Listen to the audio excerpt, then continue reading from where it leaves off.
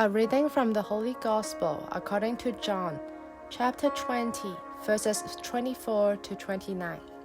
Passage taken from the Message version of the Bible. But Thomas, sometimes called the twin, one of the 12, was not with them when Jesus came. The other disciples told him, "We saw the Master." But he said, "Unless I see the nail holes in his hands, put my finger in the nail holes, and stick my hand in his side, I won't believe it." 8 days later, his disciples were again in the room. This time Thomas was with them. Jesus came through the locked doors, stood among them, and said, "Peace to you." Then he focused his attention on Thomas. "Take your finger and examine my hands. Take your hand and stick it in my side. Don't be unbelieving. Believe." Thomas said, "My Master, my God." Jesus said, "So you believe because you've seen with your own eyes. Even better blessings are in store for those who believe without seeing." The Gospel of the Lord.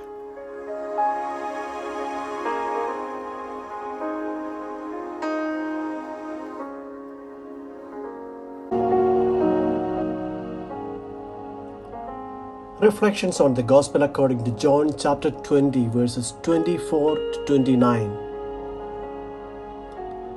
The Evangelist John introduces Thomas as Didymus, which means twin. He is the twin of someone. Of whom? Father Fernando Armellini would explain this as, he is our twin, the twin of every disciple. We are his twins because we are like him. He is a twin of those who suffer, those who had bitter experiences from the community, the church, and leaves the community for a time. He is a twin of someone who loves Christ and his church, but got disappointed and annoyed by moments of discouragement, has a difficult time, but then returns to the community because he or she knows that the Lord always wanted his church of brothers and sisters to be together. The disciples, the 10 of them who had seen the risen one, approached Thomas. They tried to convince him, "We have seen."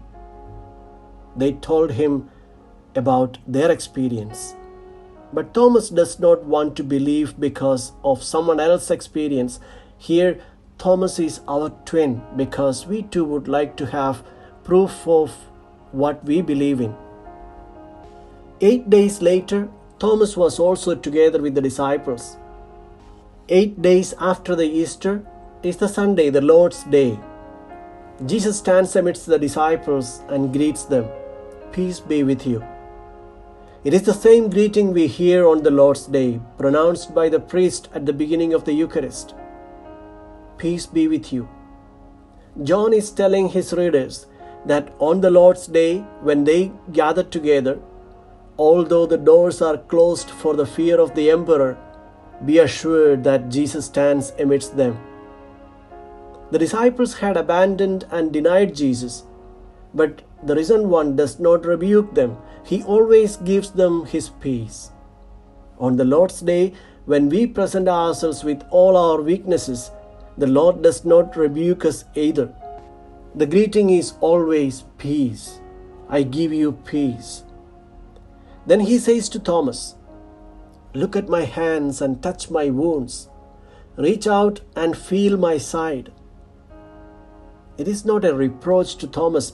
Jesus fulfills the desire that Thomas had to touch, to see his hands and his wound that has left his side open. When we are at the Mass, Jesus invites us to do the same. See my hands and touch my wounds. Experience me. We, the twins of Thomas, are given exactly the same invitation to contemplate his hands and his open side. As Thomas does, we should nurture the desire to touch him, because If we do not have our eyes fixed on those hands and on that side, we will not be able to reproduce the presence of Christ in the world. Thomas, our twin who was presented as having a hard time in believing, has now on his lips the most beautiful profession of faith, "My Lord and my God."